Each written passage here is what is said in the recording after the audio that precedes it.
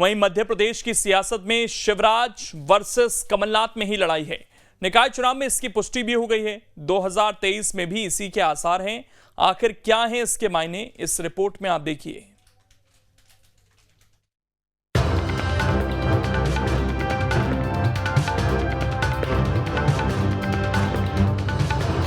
मध्य प्रदेश में शिवराज वर्सेस कमलनाथ, दोनों चेहरों में ही दो दो हाथ।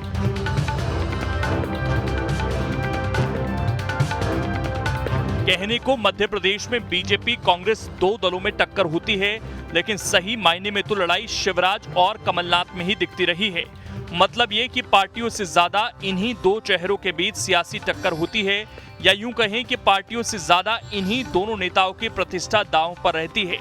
निकाय चुनाव में जिस तरह से दोनों नेताओं ने धुआंधार बैटिंग की, वो ये संदेश देने के लिए काफी है कि इन्हीं दोनों दिग्गजों के नाम पर बीजेपी कांग्रेस की वोटों की फसल कटने वाली है और आगे की लड़ाई भी इन्हीं के इर्द गिर्द रहने वाली है।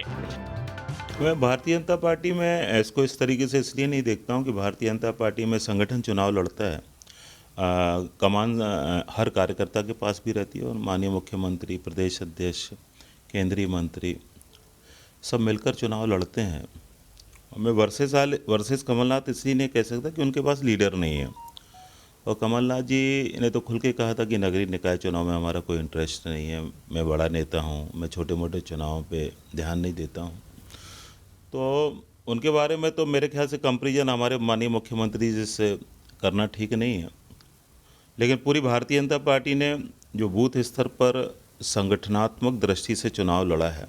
देखिए, ये आपका नज़र का फेर हो सकता है कि नगर निगम चुनाव जो जबलपुर में हुए हैं, ये कमलनाथ जी वर्सेस शिवराज सिंह हुआ है। कहीं भी ऐसी कोई स्थिति नहीं है। मध्य प्रदेश में जो नगरीय निकाय चुनाव हुए, ये कमलनाथ जी की जो 1.5 वर्ष की सरकार थी और कांग्रेस के संगठन ने जिस तरीके से चुनाव में काम करा है, जिस तरीके से 1.5 वर्ष की सरकार में कांग्रेस के प्रत्येक कार्यकर्ता ने जो सरकार की योजनाएं थे उनको अंतिम व्यक्ति तक पहुँचाने का काम करा है, उसका परिणाम है कि मध्य प्रदेश में आप देख रहे हैं कि बहुत अच्छी लहर कांग्रेस के पक्ष में। कहीं भी शिवराज सिंह वर्सेस कमलनाथ, ये आपका नजरों का फेर हो सकता है, ये आपका आकलन हो सकता है। अब सवाल है कि पार्टियों से ज्यादा इन दो चेहरों के लिए साख का सवाल क्यों है, या इन्हीं के आसपास प्रदेश की राजनीति क्यों घूमती रही है। तो इसके कई कारण हैं। शिवराज सबसे लोकप्रिय चेहरा है, जनाधार वाला नेता माना जाता है, सरल और सहज संवाद के लिए जाने जाते हैं, सामाजिक योजनाओं पर जोर रहता है, इससे ग्रामीण इलाकों में लोग खुश रहते हैं। सीएम के नाते विकास कार्यों की जिम्मेदारी है, पार्टी के हार जीत से उनके नेतृत्व पर सवाल उठेंगे। इसीलिए बीजेपी में शिवराज सबसे ज्यादा सक्रिय रहते हैं। इसी तरह कांग्रेस में कमलनाथ से बड़े कद के नेता नहीं हैं। कमलनाथ की छवि साफ रही है, एक कुशल मैनेजर माना जाता है, प्रदेश अध्यक्ष के नाते हार जीत की जिम्मेदारी आएगी, इसीलिए एक तरह से सक्रिय रहना मजबूरी भी है। इन चुनावों में एक बहुत महत्वपूर्ण बात जो देखी गई है वो ये है कि मुख्य दो दल, कांग्रेस और भारतीय जनता पार्टी, ये दो दल ही प्रमुख रूप से लड़ रहे थे।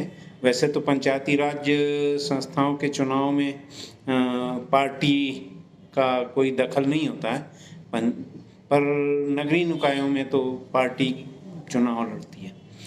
तो इसमें कांग्रेस की ओर से मुख्य जो स्टार प्रचारक तो कई रहे, पर मुख्य जो कैंपेनर थे वो कमलनाथ जी थे, जो पूर्व मुख्यमंत्री भी हैं। और भारतीय जनता पार्टी की ओर से शिवराज सिंह चौहान, यानी ये चुनाव कांग्रेस वर्सेस भाजपा की बजाय ये ऐसा था कि कमलनाथ वर्सेस शिवराज सिंह था। दरअसल निकायों के नतीजों को 2023 का सेमीफाइनल कहा जा रहा है। हार जीत से पार्टियों को जमीनी स्थिति का पता चलेगा कि आखिर कौन कितना पानी में है। इसके साथ ही दिग्गजों को अपने कद का एहसास भी होगा, इसीलिए निकायों में जीत के लिए इतना जोर दिखा। सियासी गलियारों में चर्चा ये भी है कि निकाय चुनाव के नतीजों से 2023 का भविष्य भी तय होगा। जिसका पलड़ा भारी रहेगा उसकी विधानसभा चुनाव में सक्रियता बढ़ेगी। कहा तो ये भी जा रहा है कि निकायों के नतीजों से दोनों दिग्गजों का इम्तिहान भी होगा। जो पास होगा उसकी वाहवाही होगी, 2023 में जिम्मेदारी बढ़ेगी, और जो फेल होगा उसके नेतृत्व पर सवाल उठेगा। इसीलिए पार्टियों से ज्यादा सियासी रण में दो दिग्गज ही सक्रिय दिख रहे हैं। मध्य प्रदेश में हो रहे नगरीय निकाय चुनाव में इस बार राजनीतिक दलों की प्रतिष्ठा दांव पर लगी है। एक तरफ बीजेपी को अपना वर्चस्व कायम रखना है, तो वहीं दूसरी तरफ 2018 के चुनाव परिणामों से उत्साहित कांग्रेस ये चाहती है कि हम ज़्यादा से ज़्यादा नगर निगमों में अपने महापौर या अपने अध्यक्ष बिठा पाएं। और यही वजह है कि दोनों ही राजनीतिक दलों ने अपने बड़े बड़े नेताओं को मैदान पर उतारा है। हालांकि इस बीच ये ज़रूर नजर आया कि कांग्रेस की तरफ से जहां पूरी कमान पूर्व मुख्यमंत्री कमलनाथ ने अपने हाथ पर रखी थी, तो वहीं दूसरी तरफ बीजेपी की ओर से मुख्यमंत्री शिवराज सिंह चौहान ने लगातार और धुआंधार चुनाव प्रचार किया है।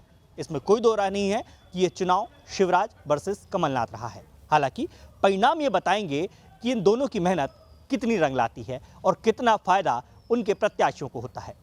Durgesh Kumar, team news state.